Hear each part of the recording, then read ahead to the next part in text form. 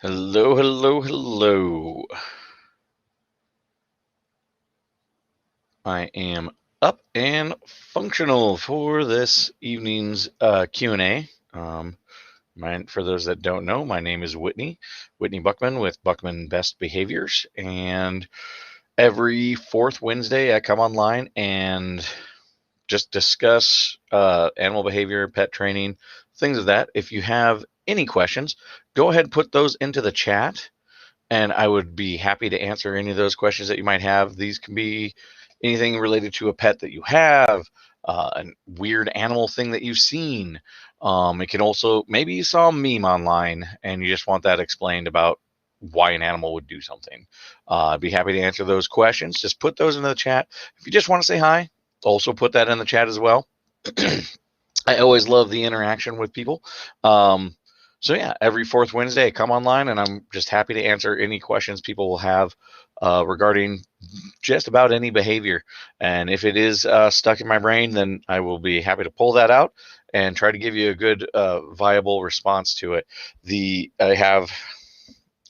I actually was tallying it. It's almost, we're getting real close to 30 years of animal training and behavior.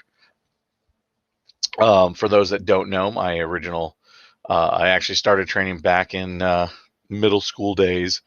But then I actually went to, hi, Bree. How are you doing? How's the pup doing in your new location? So my original background is I started off with dog training, went into the zoo field, actually got a degree in animal ecology and biology, and I uh, then decided eventually to go off on my own and actually help our community in Southwest Kansas, particularly for a more positive reinforcement based training scenario.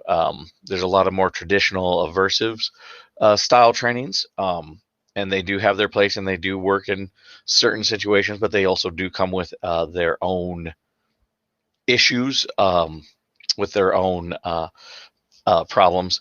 But I'm here to help bring positive reinforcement training with a very scientific backing in it. I got quite a few messages already. I want to say hi to Buffy. Hey, we need to get together, I believe, actually, and just let me know when. Excuse me, I'm going to cough. I apologize for that.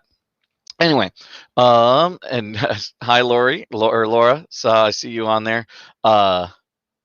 Just here to see what questions people have. That's excellent.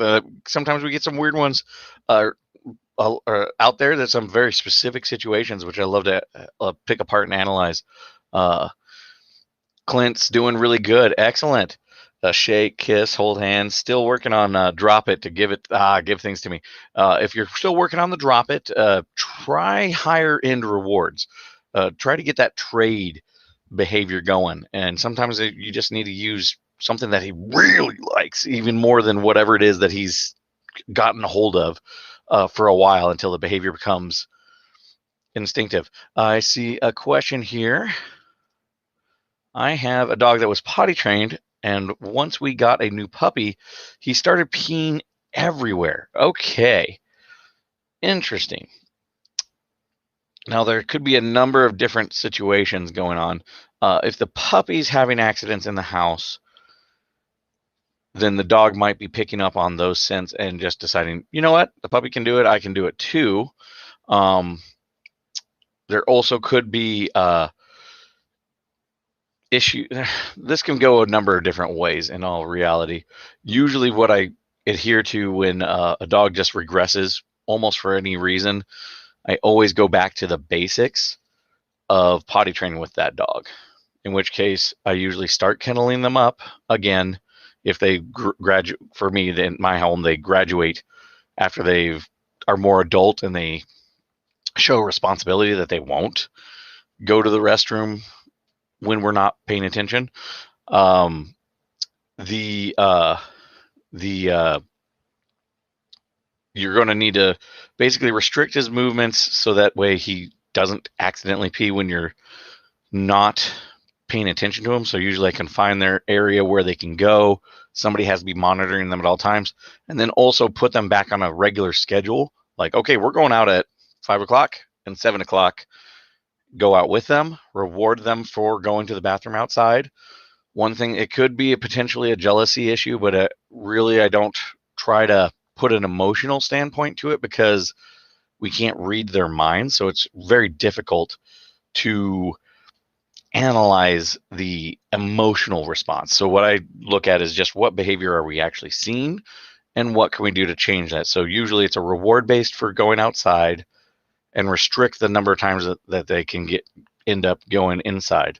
So increase their chances of being outside to pee. But basically you just bring it back, start treating them like a puppy. There could potentially be a jealousy issue if they're seeing the puppy getting rewarded, but they're not getting rewarded for doing the same behavior. That has been shown scientifically. I believe there was a German research team that showed jealousy. They took well-trained dogs and tested them over and over again under different circumstances for controls, and the dogs would basically listen to their handlers almost 100% because these were well-trained dogs that go to obedience competitions and things of that nature.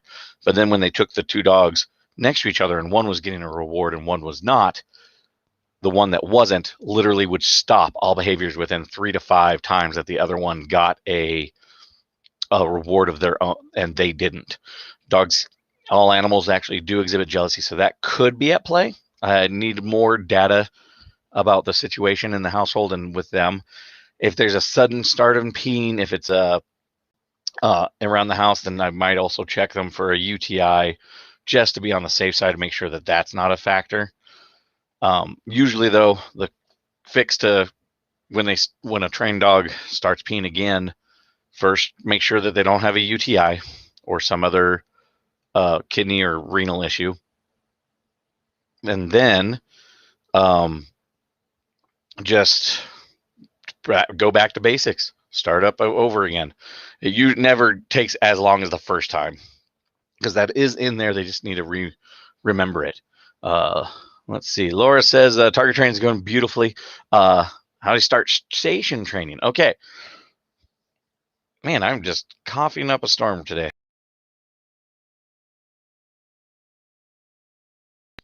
Okay, hope you guys didn't have to hear that. Anyway, okay, so target training, for those that don't know, for the target training, that's when you get an animal to touch something to a part of their body, to something. I start all of my clients actually with target because it is such a useful skill. It's something we do in the zoo field because you can actually train other things after that with regards to it. And then it just makes it a lot easier to ask the dog to go a specific spot. So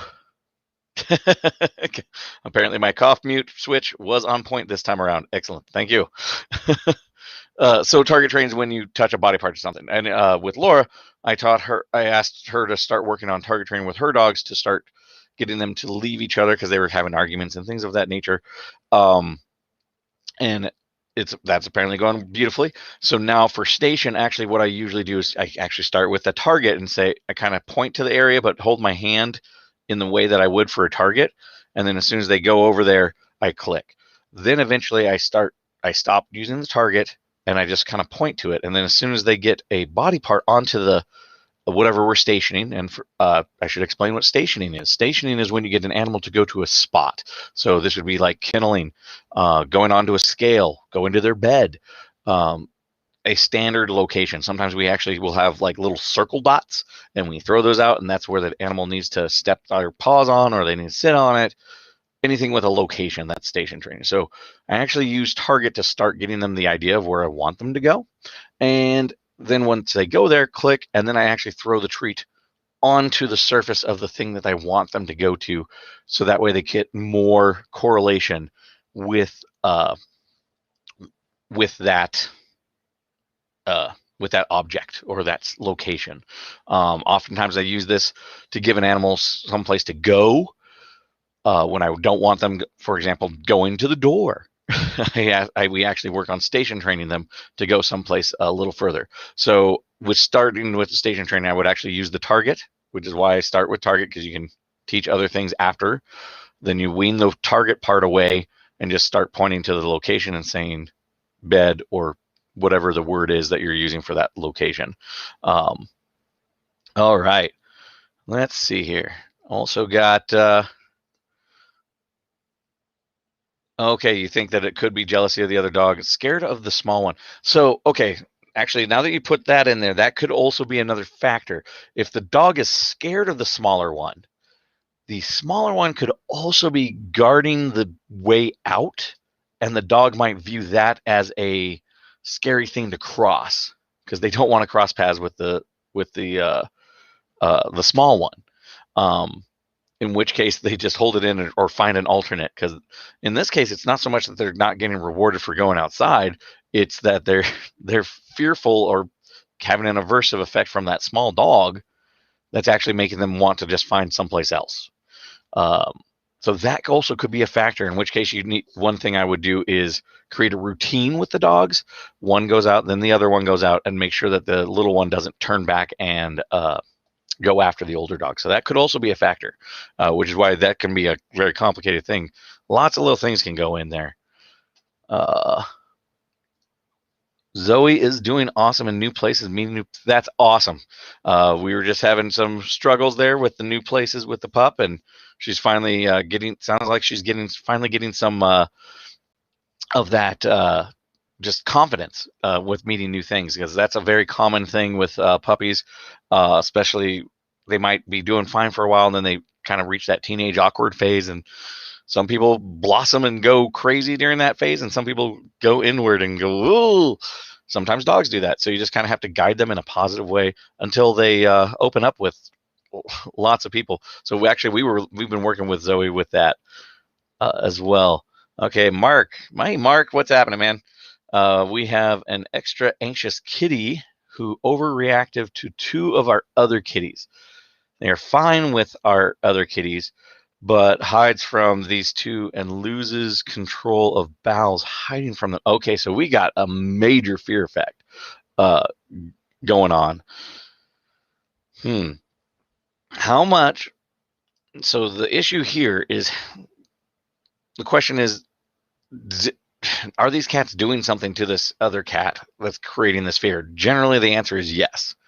Yeah, whether it's attacking or chasing or something, or stink eyeing them, just like every time they walk in the room, causing stress for this animal.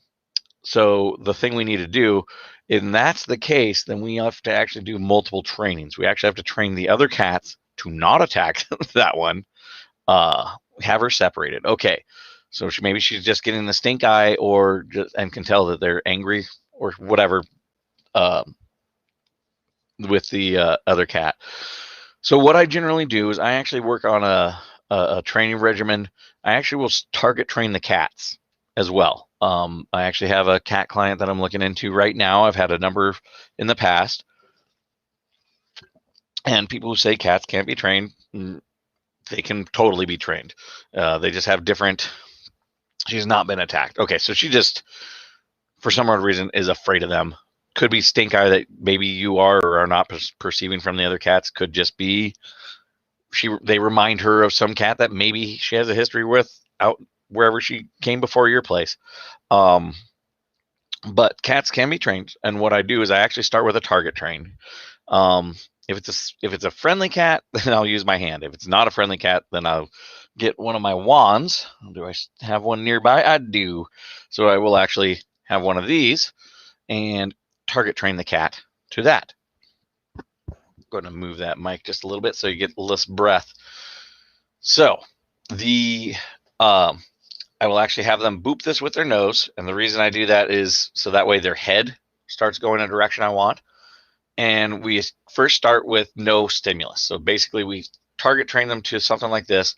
Every time they go to it, they'll get a marker, which usually is what we call the clicker, or if you got a whistle, or if you just make a sound. Every time they do it, then a treat appears. And then eventually they go, okay, that comes out. Okay, there it is.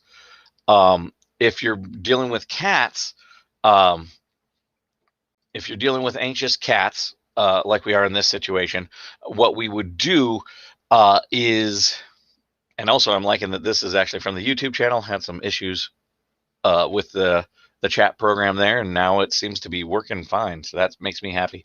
So if they start going towards this, first we train that behavior, because now we have a way, hey, stop looking at the thing over there, look over here at this other thing instead.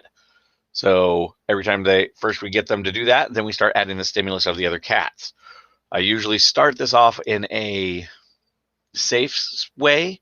So if there's a way to like do a screen door or some type of barrier between them so they don't actually, in the zoo world, we'd call this a howdy situation. She's not treat motivated. I'll get into that here in just a little bit. So the, in this situation, when we put a barrier between two animals, we call that, in the Zeus world, we call that the howdy. We go howdy because they can see each other, they can smell each other, they can maybe contact a little bit because there's bars in between, but they're not actually together. That's generally makes them feel safer, but they're starting to get that desensitizing kind of scenario going on. All right, you did say that she is not motivated, not treat motivated. To that, I say you haven't found a treat she's motivated for yet. But also, there's actually two factors here. One, what value of the treats, because no treats are created equal. And dry treats are probably the lowest of the low as far as the value level. They are, I like to always say when I'm looking around, when I'm working with a client, I look at the world through lots of little dollar sign tags on everything. And it's not just food, it's also the stuff. So, and you can also use non-food items, which I'll get into that too. So we call these things reinforcers, anything the animal wants, because we can use those to reinforce the behavior that we want to have them do. Try a variety, and I mean a variety of stuff. It might actually be meat, like actual ham and turkey. And sometimes I'll even set up an experiment to figure out where the values are of things, because some things like like the kibble that they always get, that would be $1, if that. The dry treats, maybe $5 to $10 in the animal's mind. The more moist treats, now we're getting up to 100. Then the wet treats or actual meat, we could be getting into $200 in the animal's mind. And if your neighbor says, hey, will you mow my lawn for $1? You're probably going to be like, no, thank you. But if they came by and said, hey, will you do it for $200 or $500, then you're going to be more motivated to do a thing for it. So I would actually there's actually a way to do an experiment to kind of figure out what the best thing in the animal's mind is. And that's actually, you take 2, maybe 3 options and put them out and see if the animal will go to them with no questions asked. Just, here it is. Just go towards these bowls with food in them. The one they pick first tends to be the one that they like. But this is also slightly tricky because you also will have to switch them, because sometimes animals have a preference. So if 2 things are equal, they might tend to just always grab the left one. So you want to do the experiment a couple times with different rearrangements of the foods to figure out what they like the most. With cats, I've used baby food, like the meat baby food. I've used actual meat, like just chicken. That usually goes pretty well. The other factor you might be having with this not motivated is how level of her stressor is she having right now. We call that threshold when they just hit a point where they're like, I can't even function. Think about the scariest moment in your life. And if you shut down, or some moment in your life where you just like, I completely shut down. It was so weird thinking back on it. That would be what we call threshold. You just hit your emotional limit. You cannot handle it anymore. And usually for animals, the easiest indicator is whether or not they're accepting food. So if you have a cat that is, and honestly, it sounds like she's under extreme stress, because if she's losing control of her bowels, that's way past threshold. Way past threshold. in which case you're not going to be motivated by food. If I'm upset, I get less hungry. That's just how that is. So there's a few other factors with the cat. How long has the cat been there? And with cats, it can take months. Some of my clients, I did these exercises where they introduce to the other cat, and then first we get the target, then we start doing the howdy situation. So they see the cat through this barrier, either a screen door or some type of cage system, just so they don't get in case they do get into a fight, they can't actually have a real bad experience of being chased and attacked or injured. Then we every time they look at the cat, you have them target, and once they target, they learn to ignore the cat. Usually I'm doing this with the aggressor so that they lose their drive to attack the other cat in the house. Now, this isn't always the case. Sometimes we will do this with the cat who's just afraid, because what we're doing is causing a desensitizing situation. Every time they see the other animal, you get a mark, and then a treat reward shows up. So they see this cat that they're afraid of, reward. It's very similar to what you do with gun dogs and really any animal that you're desensitizing. You try to find that reward. If the cat is fully not food motivated, 100%, which I have never seen in my life, there's always something. The trick is you got to do more research on it. What you need to do is then find something else that the cat does like, which could be a toy, because reinforcers are anything that they want. It could be attention, whatever the animal wants, and they're the ones who put value to it. We don't control how much value they have on that, so we just need to do some experiments. So I would actually start thinking outside the box and not just your run-of-the-mill cat treats, because those, honestly, especially the dry treats, those are actually pretty bland. Yes, cats might, under no stress and not asking them to do anything, be willing and crazy to go for them. But once you start asking, you'll find out real quick where that level is for that reinforcer. So basically, it's going to be a process of desensitizing her to the environment. Let's see. Okay. Hi there. I got a Boston Terrier, and she's really aggressive against other dogs. I think it's a small dog syndrome. How can I work her to get better with this? Okay. So the first thing is exposure. This is actually what we want when we say, hey, can you socialize your animal? It doesn't necessarily mean, hey, I want to introduce you to everybody and you have to be everybody's friend. It just means I'm exposing you to new environments, including on a walk, which so a lot of people feel like they're not socializing their dogs during this COVID time because they can't go out. They don't actually have to go out. You just have to interact with people. You just have to go outside on a walk, which is perfectly safe, and make sure that they don't interact. They just see all the things and nothing bad is happening. So this could be happening for a couple of reasons, but it is a Boston Terrier, so they are an excitable animal. Well, it's an excitable breed from my experience. So what's going on is they see the other animal and they're reacting. So usually for this, what I do is also, once again, why I start with the target, because you want that animal to actually disengage looking. And if you teach them to target, to go towards something else, they actually have to take their eyes off of it, and then therefore they're not being stressed anymore. Because if you really don't like somebody and they're sitting at the other end of the bar or restaurant that you're at, and they're constantly in your vision, it's going to ruin your meal because you're just going to be staring at them. But if you put your back to them, you know what? Sometimes you'll feel a lot better for that meal just because you don't have that constant feedback of that stimulus going in. Same thing's happening with the Boston Terrier. She's getting probably barking, snapping. I'm not sure if this has a bite incident involved or anything, but my guess is no, it's just at the end of the leash, in which case you start teaching them to actually look away by first teaching target, and then every time they see that stimulus, if you can figure out how far away you can be where she's like, but not fully snapping like, then you want to get further distance away, and then she just barks at them a lot. Yep. Excellent. Okay, so that might not necessarily, and I don't like the word aggressive.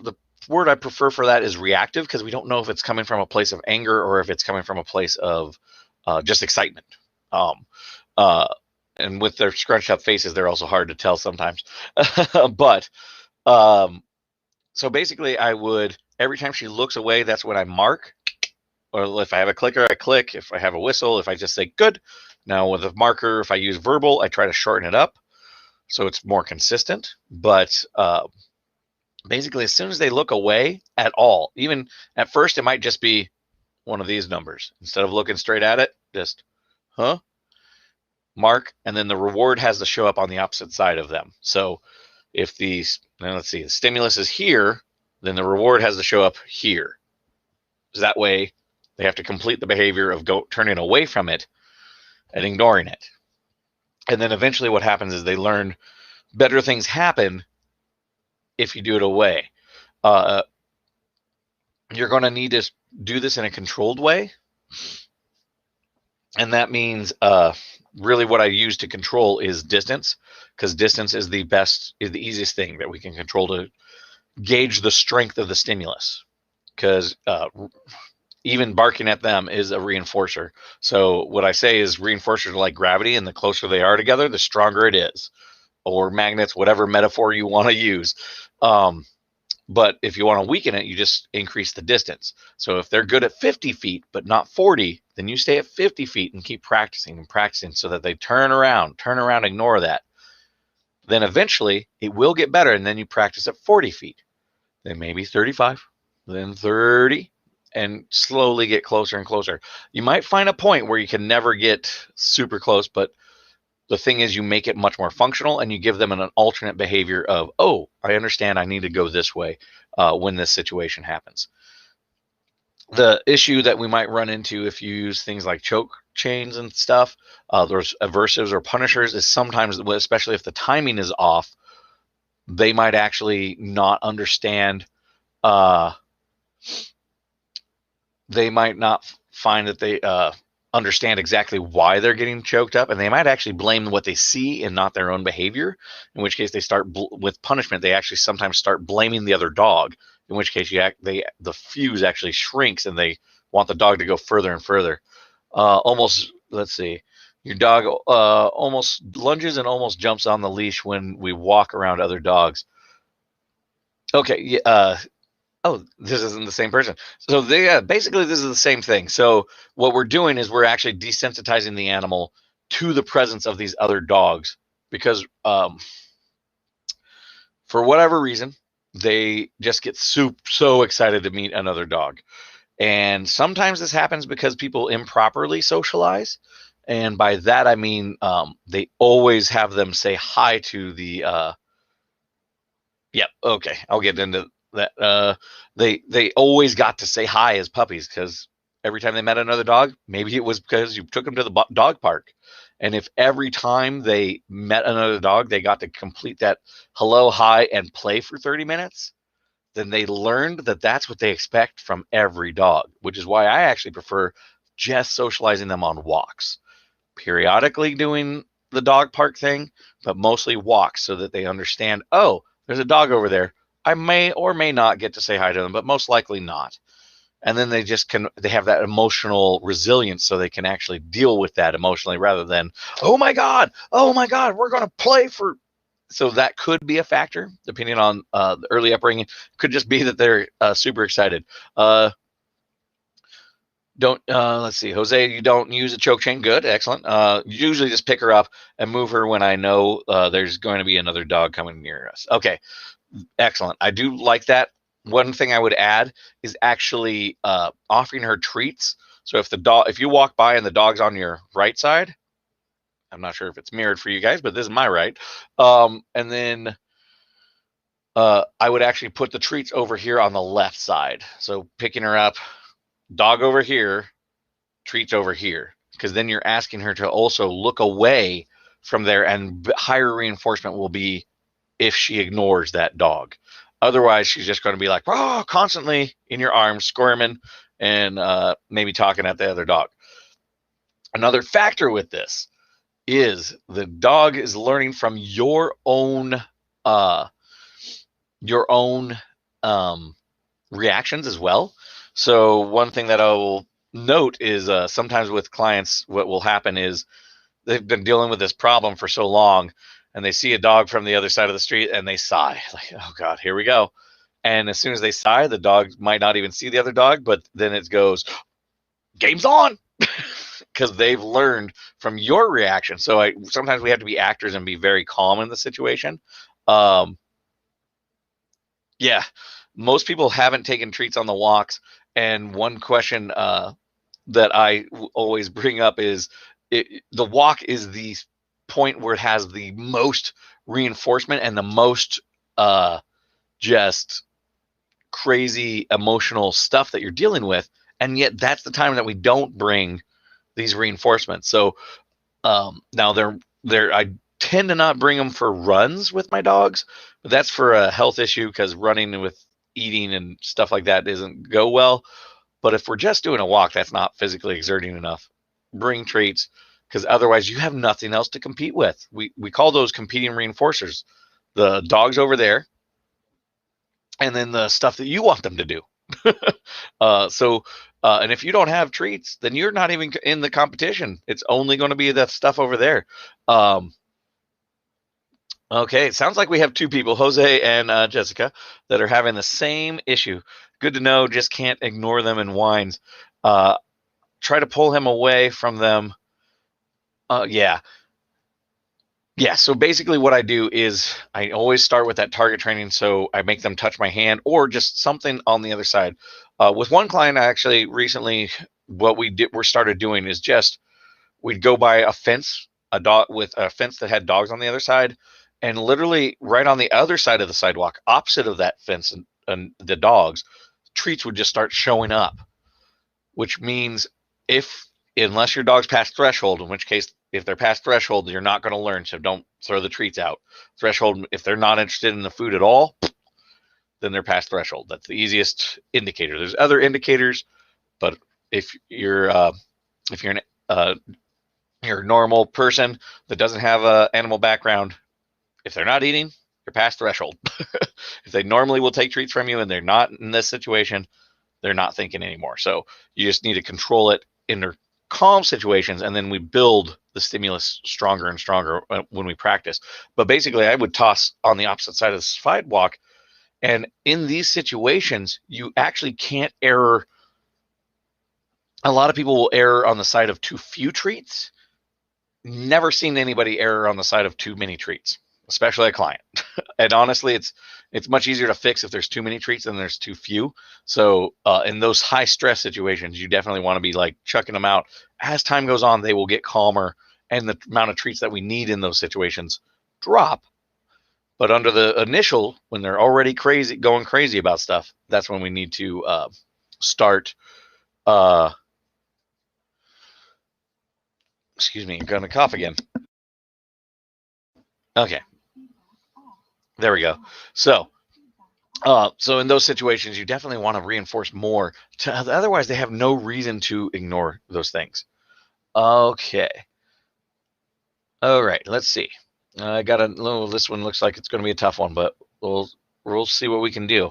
We just had to euthanize our older dog. I'm so sorry to hear that. And now we are finding pee stains on the carpet. We have two younger dogs that have always been around the older dog. Could one or both be exhibiting a behavior from the older dog being gone?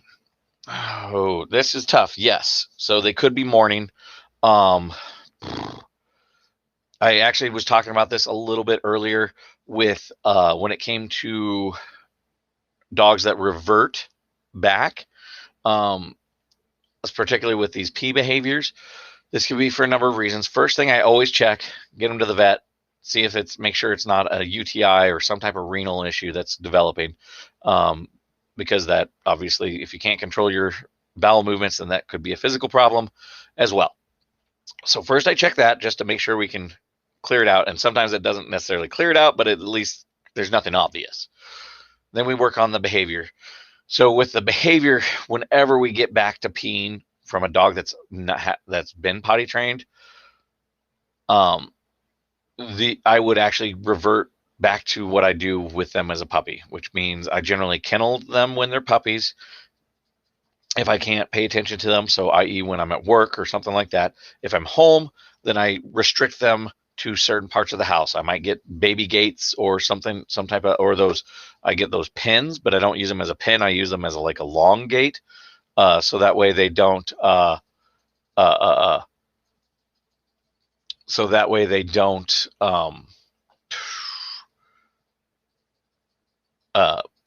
jump over one way or another. Or I can, if I have a long area, that way I can keep them in sight. If I start seeing them sniffing around, then they take them outside, reward them for going outside, and things like that. So basically, I bring it back to the basics until it goes away, and then we start graduating back up. It usually goes faster the second training through. This could be happening because there is a psychological shock from the loss of the other dog. Dogs have emotions just like we do. I try not to predict what emotions that they are feeling because um, because honestly, you can't read another animal's mind. So I just try to work with what we can, which is the outward behavior. So just take it back to the basics, reward them for going outside, also put them on a schedule again, and see if that starts clearing it up. But always, always, always check to that they're not having some type of medical issue as well. Sometimes depression can lead to uh, medical issues, just because that when you're depressed, there's studies left and right that show an increase in just weird chronic conditions showing up. I hope that answers that question for you. Unfortunately, there's no simple way. If I'm in the household, I might be doing some more analysis, but in general, the rule of thumb with when the dog reverts back is to actually just get them back to it. Just go back to the basics and treat them like a puppy with regards to that. All right. Does anybody have any other questions? Wow, we actually wow, we're already 37 minutes in. We've had quite a few people here tonight. Once again, for those that don't know, my name is Whitney Buckman. I am with Buckman Best Behaviors, and you can find me at bbbehaviors.com. You can also call me at 620-805-9429 if you have something more problematic and you need more assistance with any behaviors. I travel up to 150 miles from Garden City. There, of course, is a travel fee if you're outside of Garden City or Holcomb, but I do travel that far, and I also do offer online consultations with one-on-one as well. If you have a good internet connection where we can talk and I can guide you through the training process. But if you have any questions, go ahead, put those into the chat. I was happy to answer them. I hope I answered everybody's questions sufficiently. Mark, yours is a little tougher because it is a cat, and it also some other issues, but you can get with me a little later. Maybe we can talk more about that one with the cat fear, because desensitizing an animal to stressors, particularly a cat, is always tough. All right. Oh, I apparently have another individual message that didn't get into the chat, but it is here. I'm guessing they, I'm thinking they want it into the, I think they want it in this, so I'm going to actually bring it up. We have a Yorkie, but he's half Jack Russell Terrier. He gets tremors at the smallest things. He is afraid of everything and hides behind the sofa if a fly gets in the house. The wind noise scares him at night and he cries. What can we do with him? Okay. All right. So basically, this is a lot of desensitizing issues that we need with regards to that situation. Basically, I would do the same thing that I would do with a gun dog training, or if I have a dog that is a storm, has a fear of storms and things of that nature.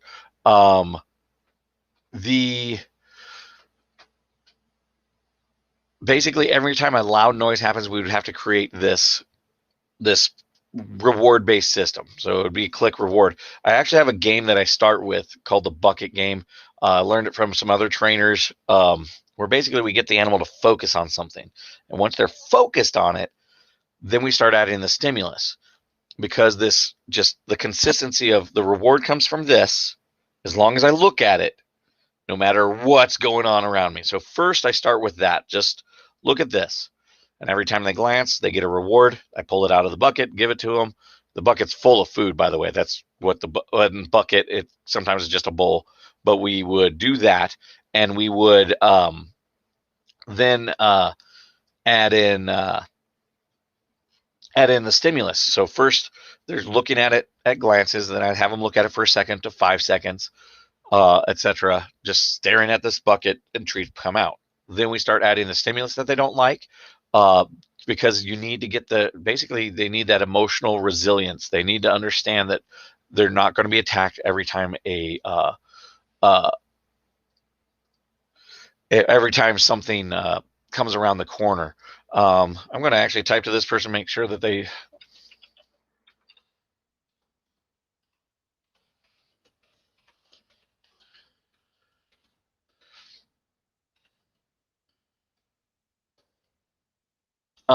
So, uh,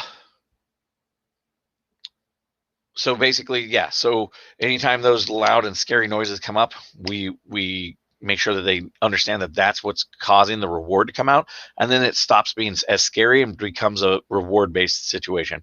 It's a process called counter conditioning, when it's already a fearful thing. Now, doesn't mean they're going to necessarily like the sound, but at least we can get it back to neutral. Like, ugh, I don't like it, but it's okay because it's something good's coming out of this situation. Wind noise scares him at night, and he cries. Okay, with the wind noise, if you have a dog that's kenneled, one thing that I always tell people is sometimes I have them move their kennel immediately, and it's amazing how much it can help them. If the dog is kenneled and has a fear of storms and wind, make sure that kennel's not up against an exterior wall, because they can hear that. And also remember, they hear at a higher frequency than we do. So you might not hear it inside the house, but they can hear that at even beyond the human spectrum of hearing. Another place that people will put their dog kennels is near a fireplace.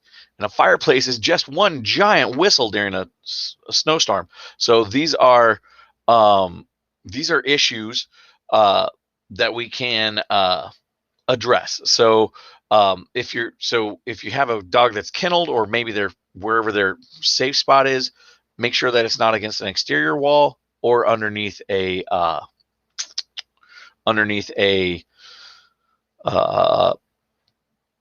chimney or anything of that nature that has, or a duct that goes straight to the outside in any way, because that will create whistles that even we can't hear.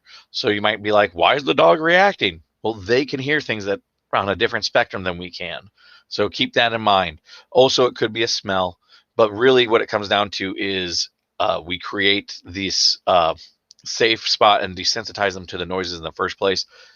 If the animal really is just like, if we have one that's just over the top, then I also would suggest possibly getting them on some type of medication such as fluoxetine, in which case you'll need to be talking with your veterinarian, because once we're talking medication, that's their world.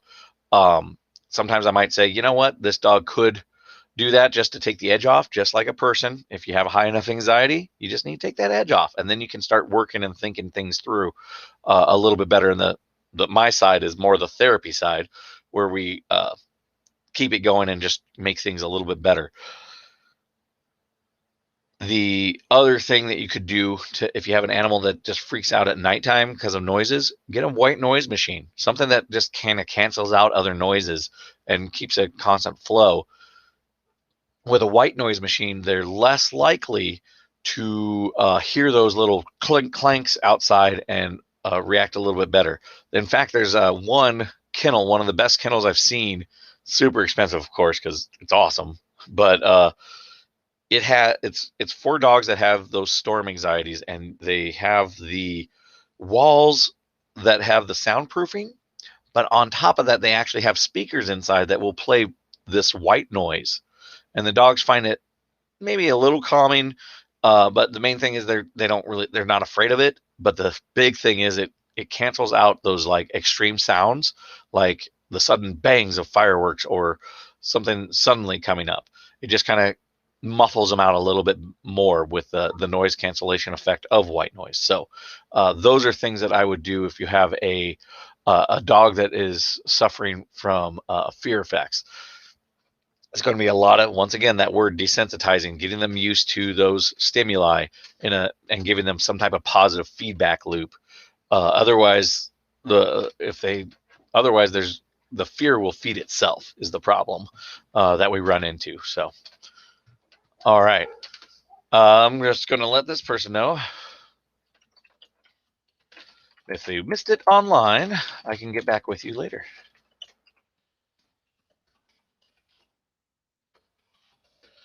All right. Does anybody else have any other questions? We're actually at 8:45. Once again, my name is Whitney Buckman with Buckman Best Behaviors. I'd be happy to answer any questions people have about anything. If you just want to say hi, go ahead and put that in the chat. If you want to talk about animal behavior of some weird species, I've worked with a lot of species from my time in the zoo field, and also when I did wildlife rehabilitation in college. Which wildlife rehabilitation is? You find wildlife. That's where. Excellent. They heard me. Good. So if they with the wildlife rehabilitation, if an animal gets injured, you take it to them. They patch them up. They get the animals back up. In fact, there's very specific laws with wildlife because you can really mess them up by caring for them in a general home if you don't know what you're doing. And but anyway, we would then I'm not answering that one, Mark. Anyway, then we would send them back out into the wild to live their life. All right. Now we got another one. We have a couple mini Aussies, and one is really scared of the lawnmower. She knows when he gets the mower out, just wants to be inside. Haven't noticed the issue with any other type of equipment running. The other one doesn't seem to react. Okay, so the other one doesn't seem to react. I'm probably gonna answer Mark's question. He knows the answer because anyway. She knows. She gets the mower out. She just runs inside. Haven't noticed an issue with any other type of equipment. Once again, actually, this one would be real good for the bucket game because we start the bucket game off, get them used to getting treats out of this bowl or bucket, whatever we use for the bucket game. Doesn't actually have to be a bucket in and of itself. But if it's just that lawnmower, then basically what we would do is get them used to that. Then we get them used to the lawnmower being around. Like maybe we play the game near the lawnmower, but the lawnmower is not moving. It's staying in the garage. And then they see that.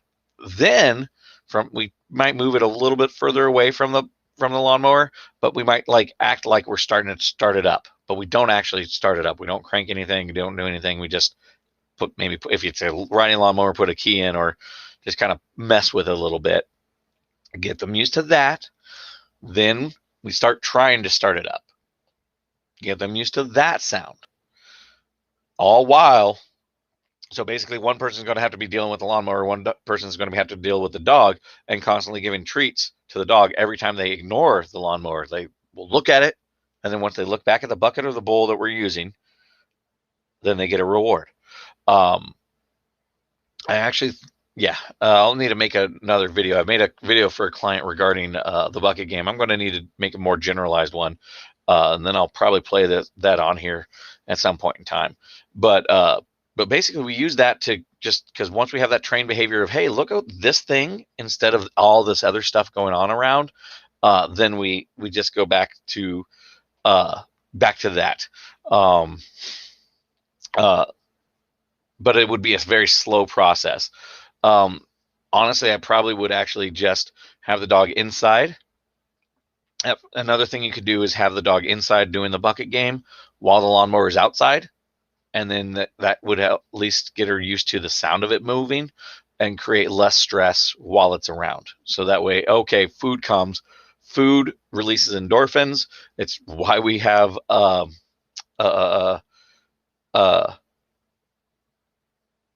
Okay. So food releases endorphins, which basically create, which is why we call it comfort food. All right. So she is not afraid of it being outside, just when it's running. So it definitely has something to do with the sound. My guess, though, is as soon as you start going towards turning it on, that's when she probably starts reacting then. So I would desensitize her to that process, and then periodically it starts, and then get her used to the sound of it starting without it actually starting. Get her used to that. It's definitely going to be a slow process.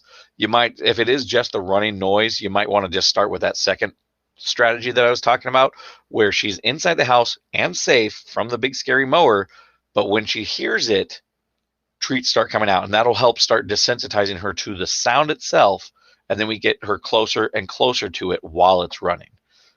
I hope that made sense with regards to that. But yeah, basically we use the treats because it gives a positive reason to be around it, but also food is comforting. That's why we have comfort food. So that might also create another effect. If you can get her to eat, you might have to use higher end reinforcers such as actual like turkey, ham, chicken, something. Usually I just pick like the sandwich stuff, which has low fat content in it in and of itself.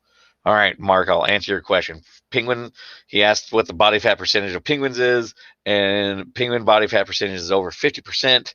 And I know this because I went to Antarctica and people tease me in college because of that. So anyway, and he's a friend from college, so that's why he asked that question. But my sophomore year of college, I spent 2 weeks in Antarctica, just touring around and seeing the different research stations, which is an opportunity that I do not regret, except for the amount of penguins I get on Christmas or birthdays or weird random times when my friends decide to organize a mass penguin car entourage coming my way. All right. All right. If anybody has any questions, we got about 8 minutes left. I'd be happy to answer any of your questions. Once again, my name is Whitney Buckman, pet trainer and pet behaviorist. I work with more than just dogs. About 99% of my clients, of course, are dogs, but I've also had parrot clients and cat clients. Got a lot of zoological field training. The methodologies I use are based on animal behavior analysis, which is a very science-based form of teaching. And also we can work on more than just training, but also actual behavioral manipulation. You can find me at bbbehaviors.com. Also at 620-805-9429. Oh, did you ask a question and I missed it? I am sorry. Wait, oh, no, I did answer that question. Okay, I must have missed it. Let me double check on that one. Whit Buckman at bbbehaviors.com. Okay, so Kathy, you asked a question, and I answered it earlier. I hope it came through. But is this the question that you asked? You euthanized a dog, and then you started finding pee stains of two younger dogs that have been around older dogs. Could one or both be exhibiting a behavior from the older one being gone? Yes, and I did answer that. I said yes. It could be an emotional response, and also it could be a physical response, because if they are suffering from depression, so we know that when we're depressed, our bodies don't do as well. So I'm hoping that's the only question that I missed. Let me know if there's another one in there, Kathy. But I'd be happy to go over this again real quick. But basically, there could be a physical response because of the depression that they're feeling, in which case they could be suffering from a UTI or a renal issue. So I always get that checked out first. Go to the vet, see if there's something physically wrong with them. After that, anytime that the animal starts peeing around the house, I go back. If we have ruled out physical stuff, then I go back and I basically take them back to the basics with regards to potty training. So basically, for me, it's kenneled when I'm not around, so that way they don't learn bad habits such as peeing in certain areas of the house. when I'm not there to guide them to the outside and reward them for that. I'd also put up baby gates to square them off from different areas. But yes, it could be, honestly, if you're depressed, you're not going to act normal. But really, the best way to get out of it is to start from the scratch, treat them like puppies as far as like giving them rewards for going outside, putting them on a schedule to go outside, and work them back up to it. Um, but yes, there is a possibility that depression is the source. However, we can't. I mean, if you're depressed, you can't just act, say, "Hey, even a human, just be happier." Can't even do that with a human, let alone a dog. So what I work on is the behavior that we're having problems with, because that we can work through. So I would start rewarding them whenever they go outside, so that way they have a drive to go back outside instead of inside. Let me know if that was the question that you that you were talking about. If I missed another one, let me know with regards to that. But yeah, unfortunately, there is definitely an emotional response that could be occurring in that case. Does anybody else have any other questions? And Kathy, please put it in the chat. Let me know if that was the question that you'd asked earlier.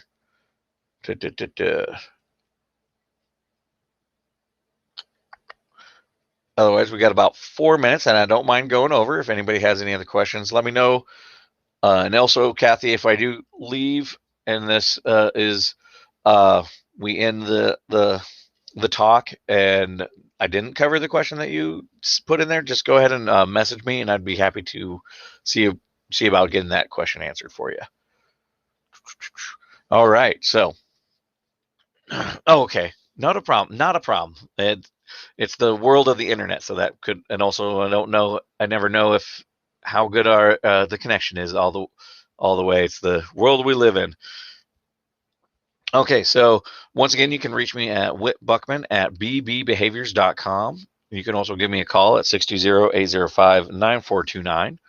And you can also visit me at my website, bbbehaviors.com. We got about 3 more minutes. If anybody has any other questions, go ahead, put those into the chat. I'll be happy to answer them for you. If you just want to say hi and bye, and hope everybody's going pretty safe. And I'm hoping, knocking on wood, we have no more big cold snaps coming through. Have quite a few. I'm going through actually got a lot of clients coming in lately.